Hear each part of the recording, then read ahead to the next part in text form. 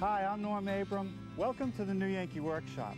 Now, over the years, I've built a dozen or more kitchens, and my favorite version requires only a table saw, a joiner, and a router. And the result is a strong, attractive cabinet that's inexpensive to build, that's going to last a lifetime. I'll show you how to build them next, right here in the New Yankee Workshop.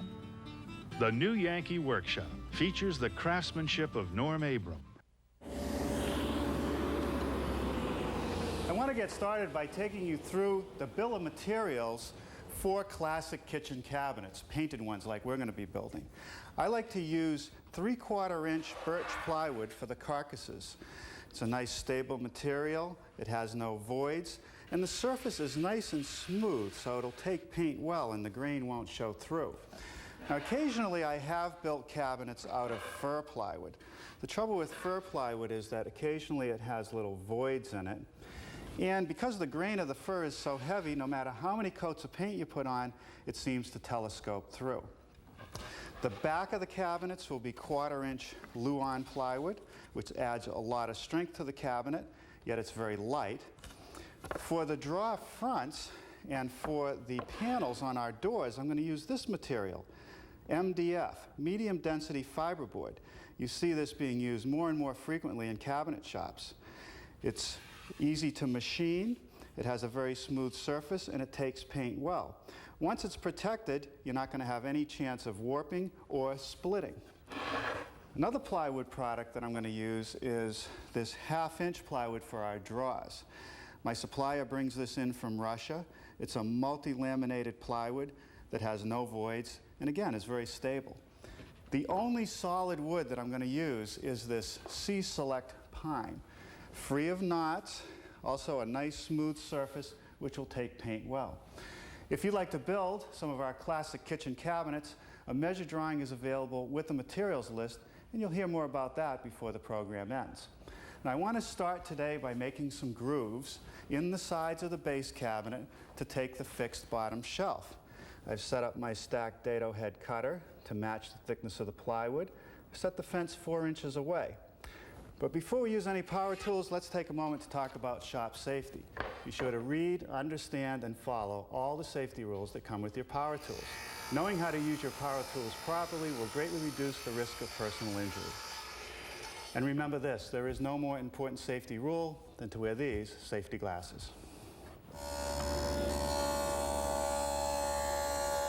Now let's see, with this next setup, I can get this groove at the top of the base and a groove in the nailer. You know, I've built a lot of kitchen cabinets, and once you set up a tool for a particular milling step, you want to carefully look at the plan and make sure every piece that needs that cut is done, because it takes time to set these tools up, and you only want to have to do it once.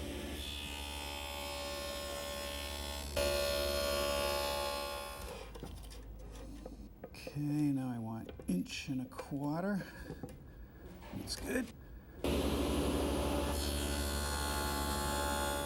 Alright, now I want to be at 1 inch. Okay, right there. Now with the stacked dado head, still with the same setup in width, I've installed a sacrificial wood fence onto my metal fence so that the dado won't hit it, and that allows me to run rabbets that I need. Now I've switched my dado head cutter down to 1/4 inch in width, and I'm going to run a series of grooves which will receive that 1/4 inch plywood back.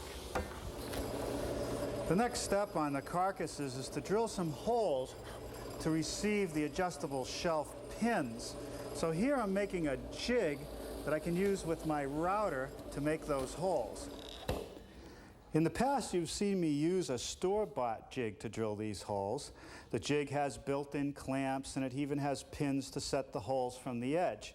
But an inexpensive homemade jig like this can work just as well. What I've done is clamp the jig to one of the sides of the wall cabinet. The jig has a center line on it, which I've aligned with the center line of my face frame opening. I've set the jig back from this groove 1.5 inches to the center of the holes. My router is equipped with a 5/8 inch collar, which fits into the holes that I drilled. And the bit that I'm using is just a 1/4 inch router bit, which makes holes perfect for the pin. I'm not going to use all the holes in this jig. I'm only going to go to this point on each side of the center line, and that'll give me plenty of adjustment for the shelves in this cabinet.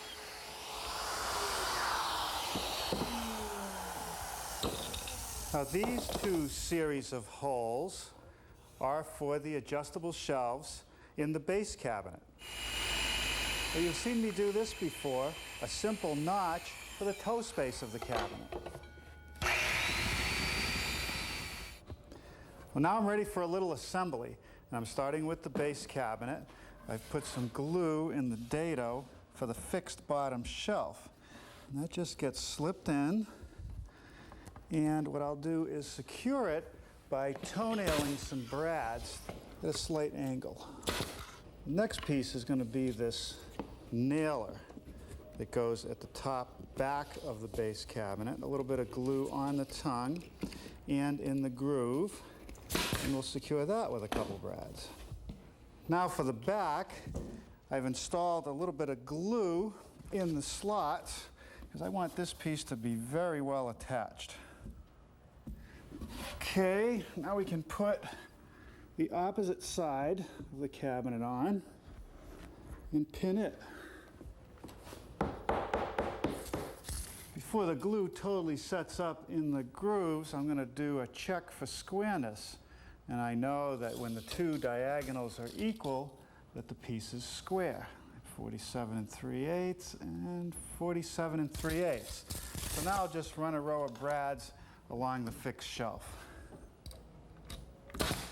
The edge of this bottom shelf is going to show when the doors are open.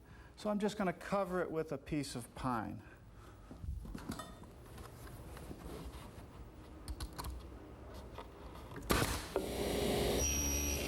The next piece is also solid pine, and I've just nibbled away a little bit of a notch. It's the toe kick piece, and that notch is necessary to fit around the side panel. A little bit of glue in the groove and a few brads will hold it in place. The wall cabinet is assembled using the same techniques that I used on the base: glue and brads.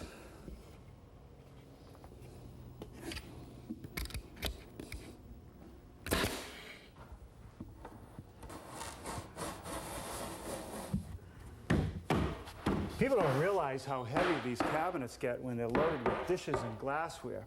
So I'm not afraid to take too many precautions to make sure that all the joints are assembled properly with glue and nails.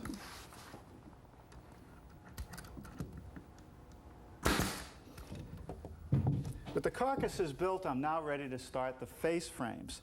The face frames will cover the exposed edges of the plywood, and they give us something to hang the doors from. The face frames are going to be made from some of the nice clear pine. These are the styles. I like to make those about 2 inches wide. There's a bottom rail, which is 2 inches wide. And the top rail is a little bit wider because I'm going to have a molding that wraps the cabinet. Now, I found that the best way to assemble the face frame is to use pocket screw joinery. This benchtop device makes the slots for the screws. I can clamp the wood down using the clamp, and when I push this lever forward, there's a router bit that comes up that cuts the slot.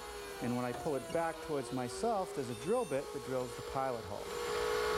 I like to put 2 slots in a piece this way.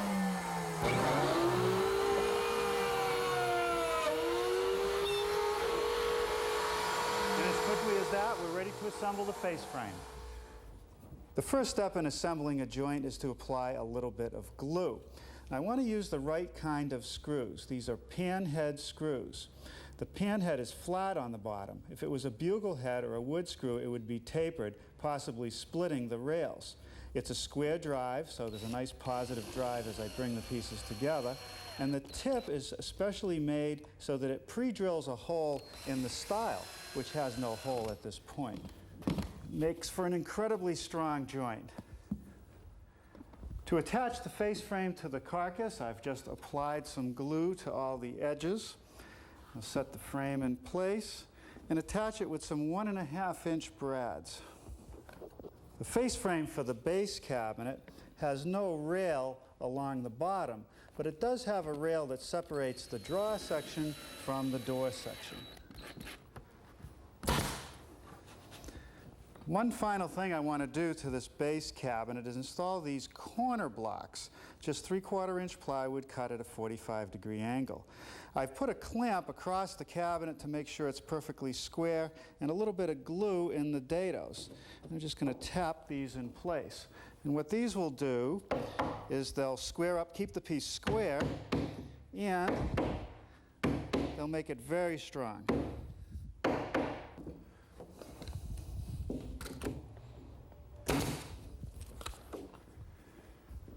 Good morning. Let's make some doors. I started out today by taking some of our nice clear pine and ripping and joining all the stiles and rails for the door. I want each piece to be nice and straight, and I want the edges to be square. Then there will be several milling steps.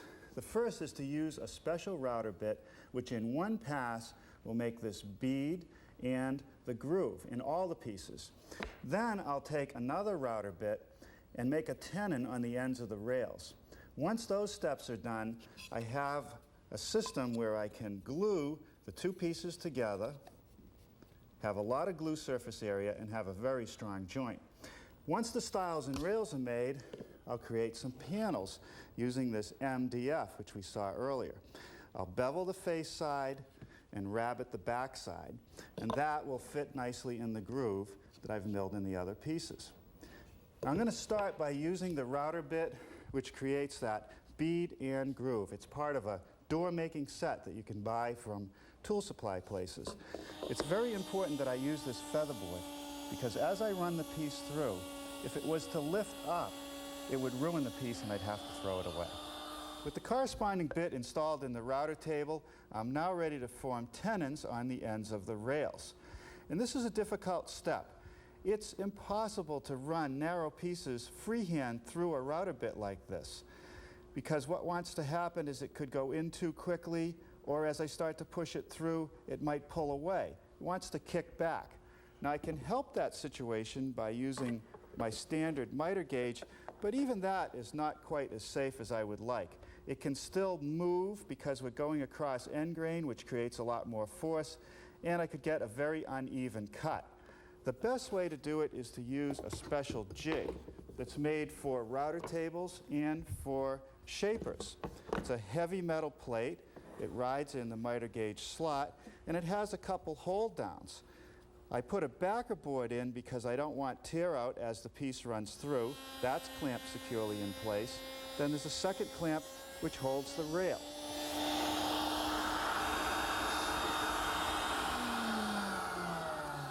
Okay, that takes care of the tenons on one end of the rails. Now you would think that for the opposite end, I could just run them through the same way. But the problem is I'll have a profiled edge up against a square edge, which means I'm not going to have good backing. Let me run a piece of scrap with the profile on it through to show you what happens.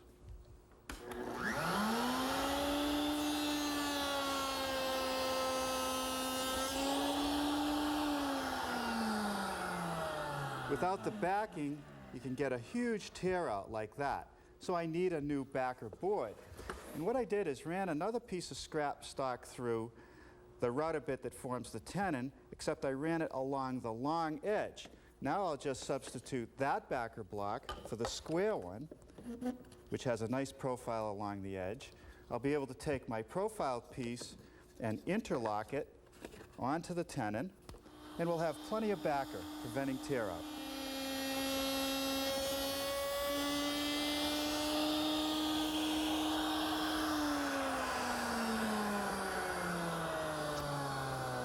Nice and clean.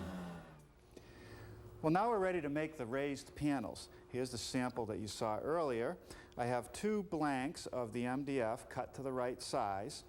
The first part of the setup is to tip my blade to 10 degrees, which is the bevel. Bring that over.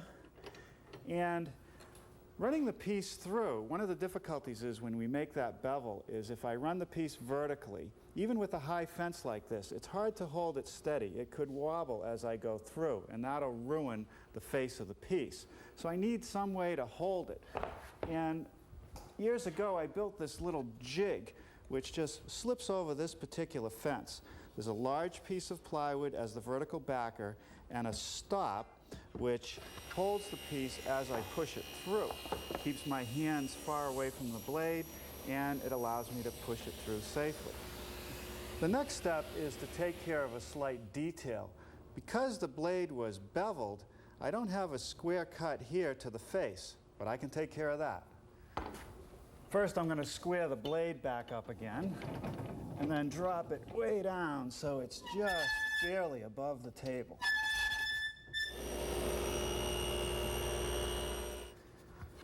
Now let's look at the sample again. On the back side, I have this rabbet. To set up for that, the first thing I want to do is move my fence closer to the blade so that I have 3/8 of an inch to the far side, right about there. Lock that in, and then raise the blade just a little bit and run the piece through. Now to complete the rabbet, I'm going to turn back to my jig. Slide it back on my fence, and then move the fence out of the way, take my sample, put it in the jig, and use it to set the distance for the fence and the height of the blade. Okay, let's try one. Okay, let's see how that fits in our styles. That's good. This is not a new technique. They've been making doors like this forever. These multiple surfaces at different angles to one another provide plenty of glue area and make for a very strong joint.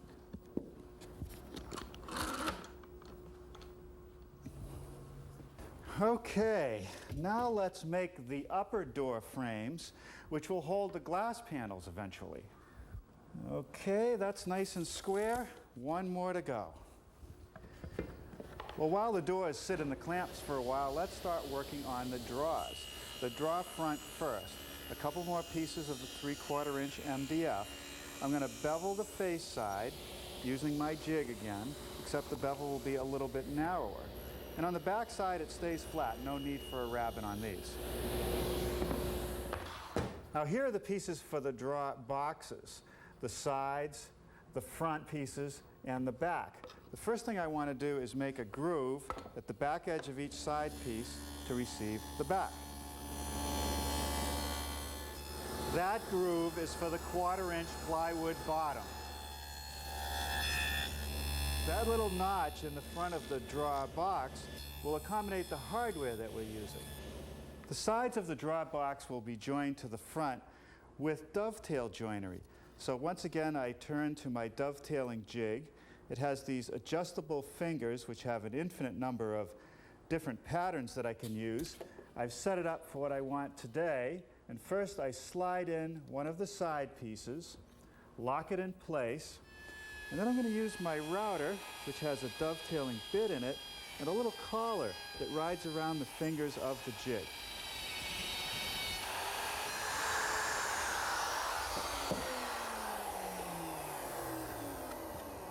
Now with the fingers of the jig flipped over and one of the front pieces mounted on the top of the jig, I can cut the pins.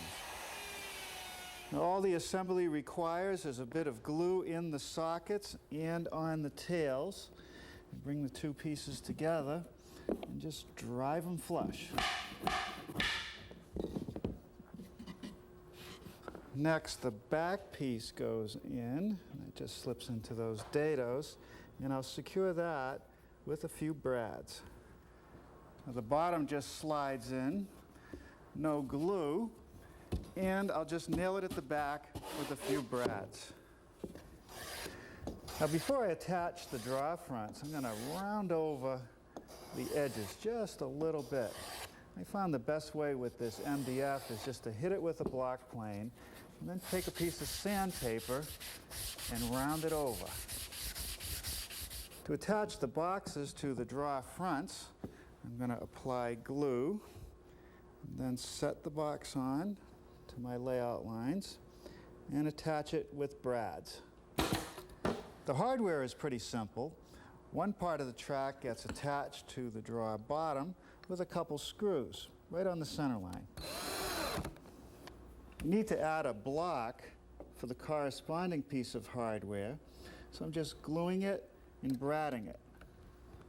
The corresponding hardware gets attached to the block and also to the face frame. Pretty good. Well, let's go back to the doors. The joints have dried and I've removed them from the clamps, but the joints are not quite flush. So I'm going to turn to my wide belt sander to dress them up. Now I want to round over the face edges of the doors, and for that I'm using a 3/8" radius bit. Now I've switched to a rabbeting bit to make a 3/8 by 3/8" rabbet on the back side anywhere the door overlaps the face frame. Now these upper doors need a rabbet rather than a groove to receive the glass panels. So I'm just using my rabbeting bit to clear out the excess material, and then I'll just take a sharp chisel and square up the corner. To dress up the top of the wall cabinet, I'm installing a small cornice molding. It's mitered at the corners, and I attach it with brads. Okay, well that takes care of the woodworking. I don't think I'll hang the doors right now. We'll bring the piece into the paint shop and prime it up. Our cabinet system is made up of a number of different materials, and the objective in the final product is to unify all those different materials in a nice, even finish. And I want to get a porcelain-like finish, almost like a sprayed lacquer. Now, the key to any good paint job is to use a good primer. This primer is part of a system. It has good hiding ability and good filling ability, and it'll give us the good adhesion for the finished coat. I'll put this coat on, let it dry, give it a light sanding, and then apply the final coat. Well, there's the first coat of the finish. What do you think? It's sort of a nice old-fashioned yellow or gold color. What I like about it is that it's a real high gloss finish, sort of porcelain-like. Now, the key to getting a finish like that is that after the primer has been sanded, that I vacuum it off and then take a tack cloth and make sure that every speck of dust is removed. Now also it's important to turn on my dust collector in the room so that no dust will settle on the piece as the paint dries.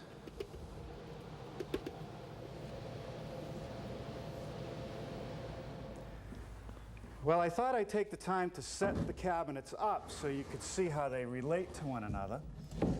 With 2 coats of paint, we have a nice gloss finish that's going to be very durable. The hardware I got from a woodworker's mail order catalog. And look at this countertop. We got it from our friend Gary Bowman up in Vermont. It's a piece of soapstone. And up here on the upper cabinets, I've installed some glass panels. I hope that you take the techniques you've learned from this project and build a kitchen of your own. It's a very satisfying experience.